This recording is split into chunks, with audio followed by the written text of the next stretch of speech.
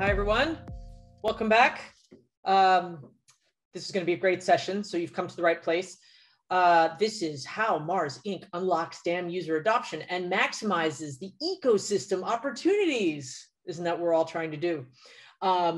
If you've not met Becky Caldwell before, she's very experienced in this domain. She's the Global Digital Content Director and the DAM product owner at Mars. And she's currently responsible for leading 3 digital transformation capabilities enterprise-wide and driving change through people, process, and technology from ideation to implementation and delivering new efficiencies and strategies in creating, managing, and deploying content. Ooh, that's a mouthful. That's a very busy woman that's about to tell us what's happening at Mars. So please do submit your questions during this session. I'll be going through those and taking some time to ask Becky those questions at the end of the session. And just a reminder, if you are looking for the other session from Sam's Club, that's track 2. So you have to go back to the agenda, but we wouldn't want to lose you. So stay here because Becky's going to be great. Over to you, Becky. Awesome. Thanks so much, Teresa. So as mentioned, we're going to focus on how Mars Inc. unlocks DAM user adoption and maximizes the ecosystem opportunities. So I'm Becky Caldwell, and thank you for the lovely introduction, Teresa. It's much appreciated. And I am the Global Digital Content Director for Mars Inc.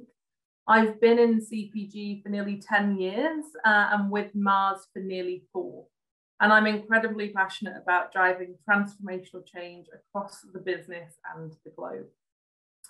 So for those of you that don't know much about Mars, it's a privately owned family business with much loved services and billion-dollar brands. And today our DAM is home to 97 of our brands with over 133,000 assets spanned across 22 countries and counting. All of our associates and agencies can access DAM today. So for viewing, downloading, reusing assets, whilst doing so safely based on the metadata, rights management and governance in place. So let's really dig into today's topic. And I'm really excited because we're going on a journey and it's a hike through the mountains of the content ecosystem and into the DAM user adoption. And given our current travel restrictions, I hope to give you a great virtual adventure in the next few minutes to get going. So first, we begin on our vast road to the ecosystem, admiring all the summits ahead of us, thinking about the different opportunities, levels of difficulty, maps, partners, and equipment that will need to be successful. So like any hiking trip for any of you that enjoy walking or hiking or climbing, you have to check that you're ready for what's ahead.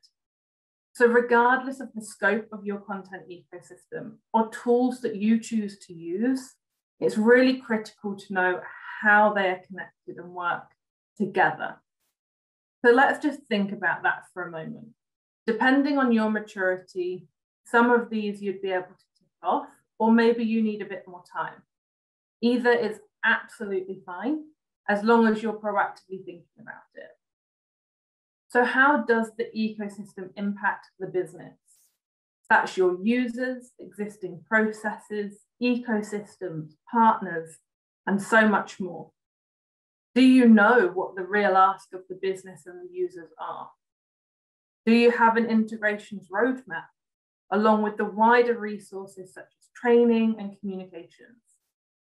Are you proactively working with the other ecosystem product owners? And last but definitely not least, have you ensured DAM is truly the single source of truth for assets? The key to unlock your pre-hike prep is not to operate in a silo and make sure you're connected. So I think we're all feeling good, so let's keep going. We arrived at our first and only hike of today. The DAM hike, also known as Dangerous Ascent Mountain. Our role here, the Sherpas, renowned for our climbing skills and superior strength and endurance. The hikers, though, are our users, and our job is to safely take them on this amazing transformational journey. But Our users have to want to do the dam hike, and that can be challenging. We need to guide them from base camp right up to the summit of advocacy, equipping them with all the things along the way. I know this sounds quite complex, but I don't want you to worry. One way to ensure smooth adoption is not to disrupt any existing processes and tools. But let's be honest, who are we kidding? And I'm gutted that I'm not stood in a room with all of you right now, being able to see the reactions to that, because I'm really hoping that one of these expressions represents you right now. Otherwise, you may be in the wrong place. We are all disruptors. We thrive on shaking it up and making it better. But as Sherpas, we have to think about our hikers, and we have to think about what we need to equip them with. And that's how I want to help you today. So this maybe sounds more realistic. Approach each user with the idea of helping them solve a problem or achieve a goal, and not to sell your amazing project. So let's commence at base camp. This is what it really takes to run a dam. And at the end of the day, people just want to find their stuff. If you joined me at the Festival of Dam last year, you'll know this is what the dam team at Mars live and breathe to be successful. Below the top triangle are all the scenes of the elements that you need to put in place, including the people to create a fantastic experience. However, although this will ensure a very successful dam, it doesn't mean you have strong user adoption. So let's look at what that really means. Now you've understood how to establish your dam base camp, we need to unlock user adoption to get them up the mountain. This is change management. We will go through each of these 5 critical stages of this model with a 3-point checklist to enable us to get over the ridges and up to the top of that summit. So, awareness. What users need to change. A very clear business case and help them understand the business need. Knowledge of the business commitment. This may come in forms of senior sponsors, investment, or even both. And of course, the team put in place. Branding and advertising.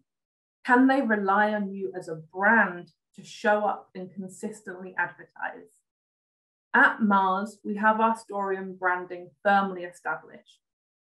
So when we show up, we are consistent in our messaging and communication channels. And if you haven't already guessed, Mars Dam is branded Lighthouse. Desire. What users need to support change? Do they really know what's in it for them? Have you given them a clear activation process? Do they know that they can definitely be heard? All of this can be delivered through a roadmap, and roadmaps don't have to be timelines. They can also be processes. And this is our clear activation process that sets us up for success, from discovery right through to business as usual. This gives the users confidence in how things will work, what's in it for them in terms of how we manage the process, and giving them clear points in which they can collaborate and be heard. Now, although we are focused on Dam Hike today, as Teresa mentioned in my introduction, I happen to manage more than one product in the ecosystem, and you don't need to recreate every time. So leverage what works and reapply. Knowledge. What users need to know to change. So training options. Given we're deploying our dam globally, we ensure users can attend at a suitable time for them, not necessarily for us. They can sign up to live trainings or leverage pre-recorded or written documents. This allows us to maximize training based on their personal preferences. Resource materials. As a team, we manage our own microsite that both internal and external users can access. This is really important to cater to different user styles and needs along with providing clear support for our agency partners too. On our microsite, we also offer other knowledge zones such as trainings, but also a get to know the team session, process, recap, and so much more. Access to support. As a team, we are very hands-on with the markets and users when beginning the activation process, which I highly recommend. So they have clear points of contact from the start. However, we also have a Lighthouse support email, which has proven highly popular from just a general question or needing a bit more support. Knowledge can help provide your user a lot of confidence. So this is really important not to underestimate this checklist. Ability. What users need to implement change? Who does the heavy lifting? What do you need from them? And how long is it really going to take? At Mars, we're fortunate enough to have a large enough team to do the heavy lifting for our users, and we route this into our communications. This has made a really big difference to the engagement from leaders and users as we make it as easy as possible for them where we can. That said, you always need things from your users. So we make it really clear of the things that they need to be aware of versus the things we actually need them to be involved in. Timing does vary depending on the market and the number of agencies and assets, but based on the activation process and upfront details that we can acquire, we do build out timelines when needed. Reinforcement. What users need to sustain change? What is business as usual? What support will be available to them? And how to manage resource and agency changes.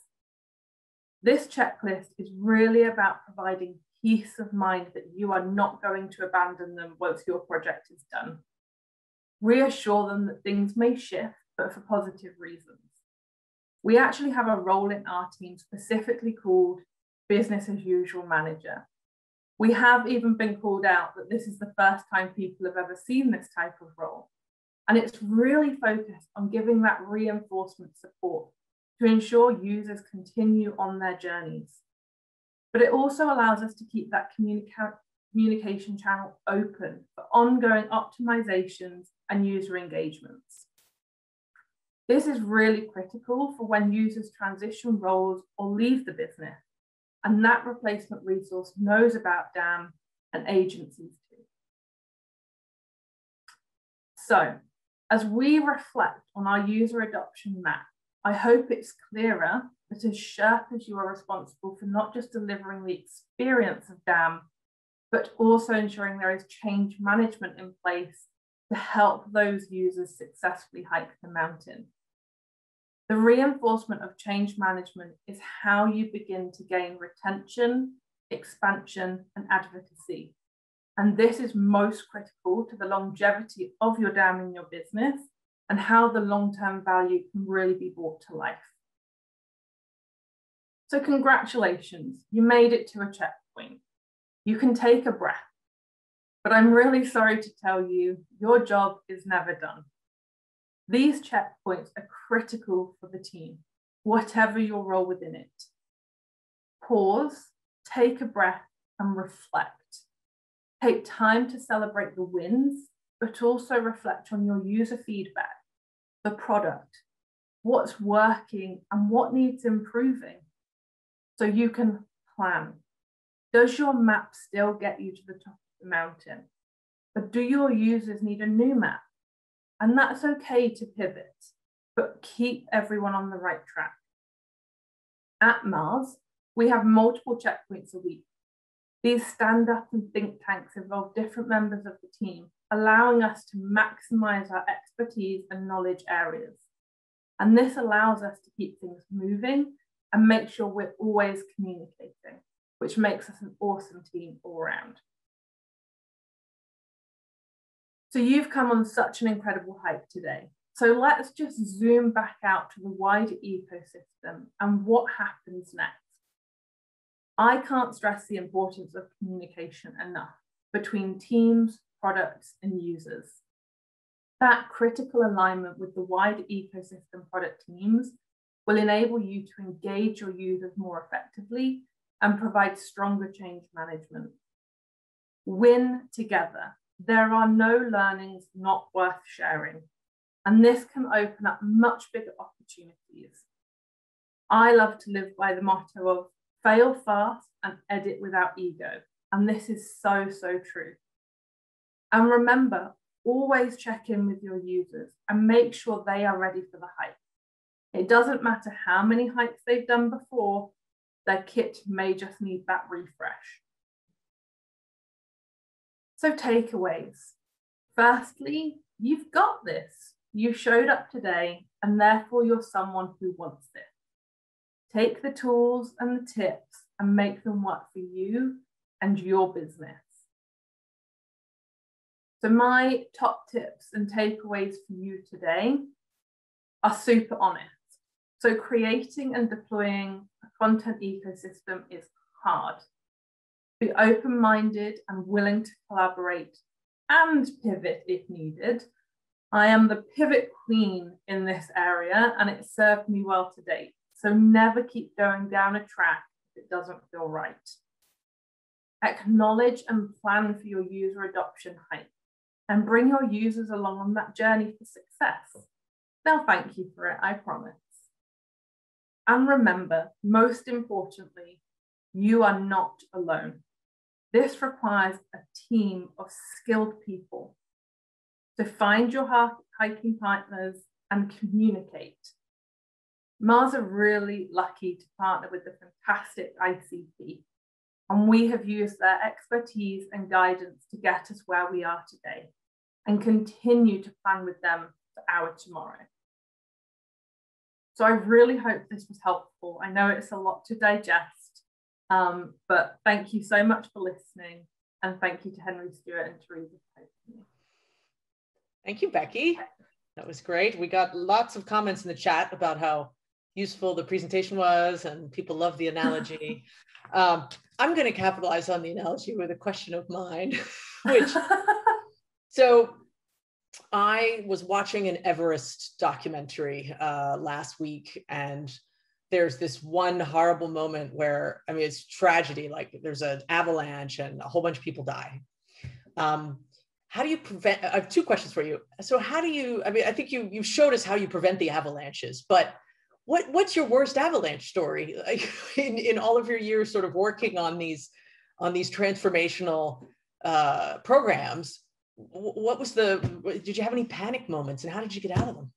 Oh, I think that's an awesome question. And honestly, there's probably been more panic moments than there should have been, to be totally honest. And as I was building this presentation, I reflected on like, this looks so polished and it all sounds great in theory.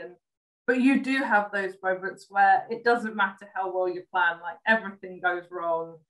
And honestly, even today, we still go through those, Teresa. So I think there's even a couple of markets within Europe that we really struggle with because they've actually evolved their own ecosystems. They've become super advanced as countries. So when we show up all glowing and like, hey, we've got this great global tool and solution, they turn around and go, I've got my own, so I'm good, thanks. And it's really having to navigate those situations. And we've had plenty of avalanches with markets and gone, all right, well, we'll start again and try a different map and go a different route. And honestly, you just have to be super flexible at that point and take the hits and the learnings. You know, we ended up editing some of our documents along the way because of experience we had with markets and different user groups. And I think it's just enabled us to evolve in a more stronger, united way. Sometimes you do have to do the escalation routes up through leadership teams and do top down. We try really hard as a team not to do that because I think it doesn't make it the most engaging route for the users just to have a top down push. But honestly, sometimes you just haven't got a choice and you've always got to keep moving. So as a team, we try not to stay static on something either. Yeah. That's really important. And it's interesting you mentioned being able to escalate it up. So you have good executive support. That's a big part of your success, I imagine. Yeah, it's taken time. And I think, you know, it takes a lot of education along the way as well, of helping leadership understand why they should sponsor something that in their opinion is just costing them a lot of money and a lot of resource right now. And the return takes time to see, but we're definitely down that path now.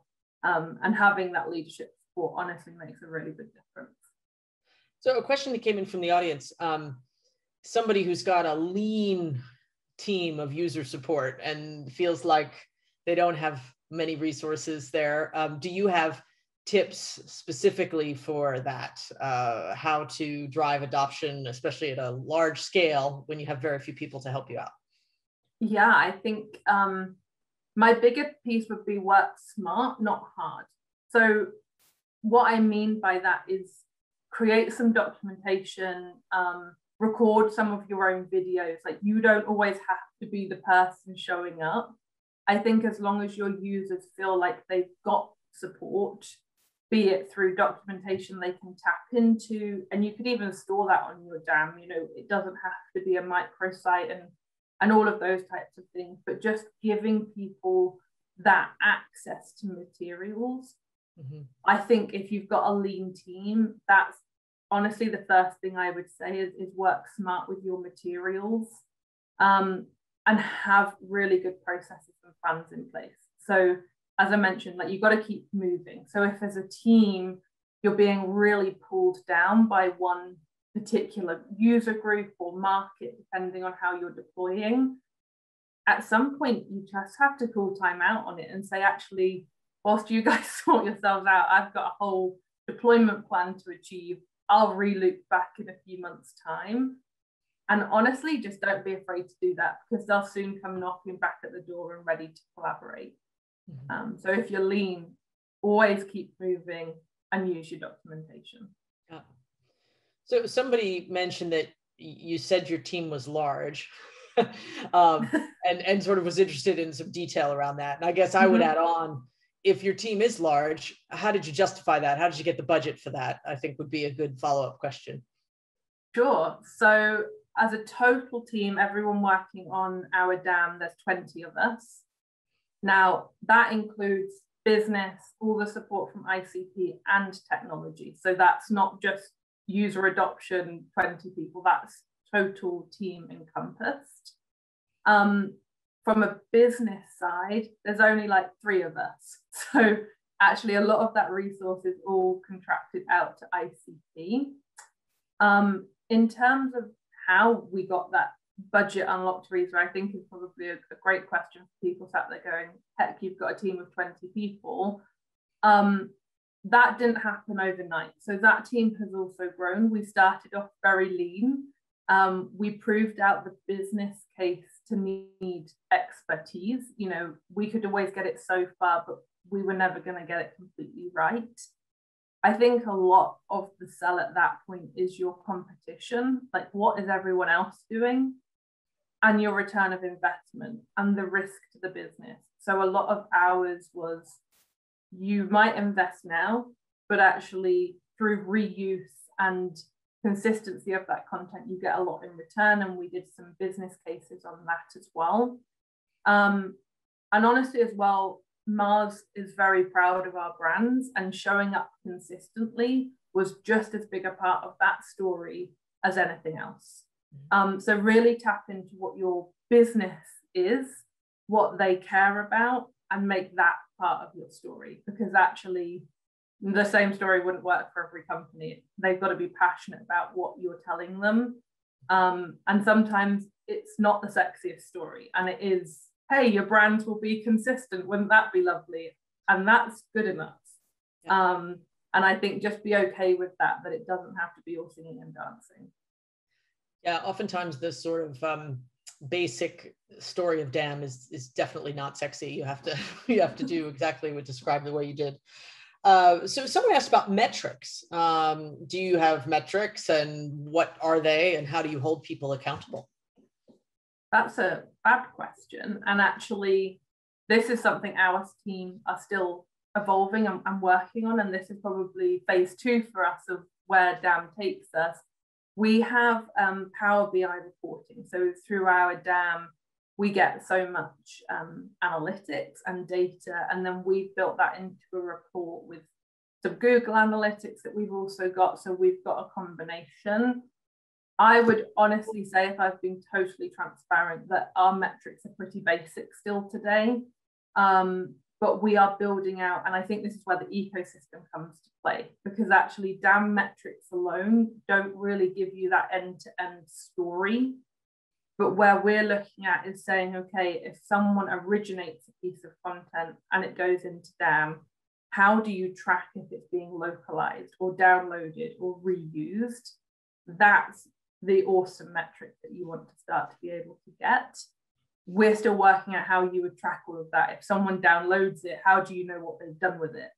So we're building that out at the moment. Some basic reporting that we have done and consistently provide to the business on a quarterly basis is honestly just like users, how many uploads, downloads, agencies onboarded, even countries and the roadmap of where we are.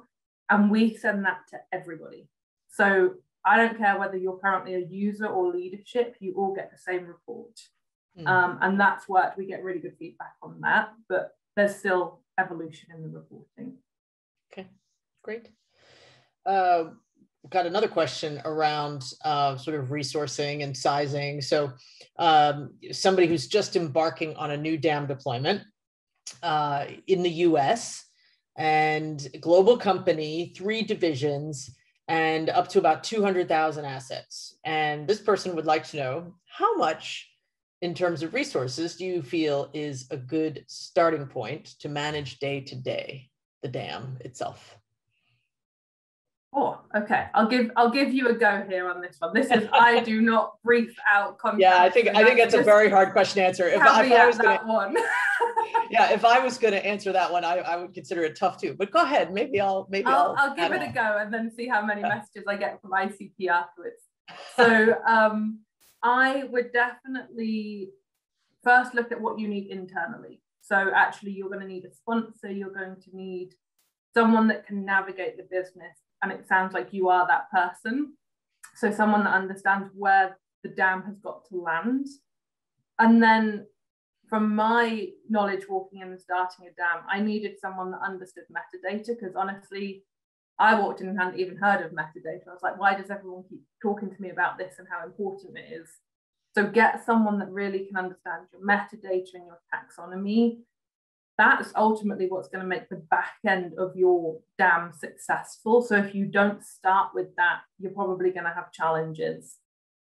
Depending how much hands-on you want to be, you know, if you've got someone doing QA and back end helping agencies to get those 200,000 assets in the system, like I definitely wouldn't have known how to do that. So you're going to need help with that. And then probably like an engagement lead or operations manager, someone that can really help you establish where you're going. And depending how brazen you are as a person to your leadership team, I'd throw in a comms expert as well. Because honestly, that person's helped us really set up for all the different global engagements, leadership engagements, quarterly engagements. So that would be like super lean, basic requirements, but I think you need expertise across the different areas of DAM where you can then come together. I think that was an excellent answer. I think I would add, I mean, just in terms of what I would add to that, it also depends on, you know, how much you're thinking about the resources that's required to do the integrations and the wider ecosystem and all that, right? Completely fair. Which is, and that's a little bit what I talked about in the kickoff. It's so hard to just plan for the DAM because it's all the connective tissue, right? That kind of is also affecting how many resources you need and how long it's going to take. So, okay, we are unfortunately out of time. Please, everyone, join me and applause, thanking Becky. I should have said the same thing for Doris, but you know, it's sad you can't hear all the applause that you would have, but you would have many applause if we were in a big room, hopefully sometime soon.